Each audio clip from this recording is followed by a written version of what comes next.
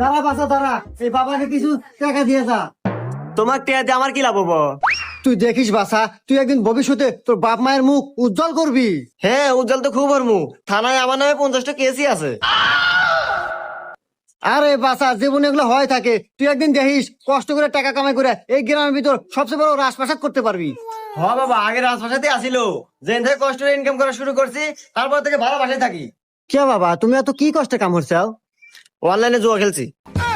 হুমুন্দি কয় কি রে? আরে বাবা, তোর বাপ মা খুব ভালো থাকবো, খুশি থাকবো, তাও কিছু দে।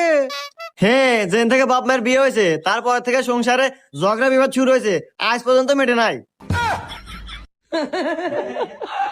এই বাসা, তোর ছোট ভাই আছে? হে বাবা, আপনি কেবার জানলেন? আরে বাসা, এই বাবারা সবকিছুই জানে। তোর ছোট ভাই দেখিস একদিন তোর জন্য ভালো কিছু করবো, এখন তো কিছু দে। হ্যাঁ, ভালো কাম তো হয়েছে। 2 বাচ্চার মালিক নিয়ে পলাই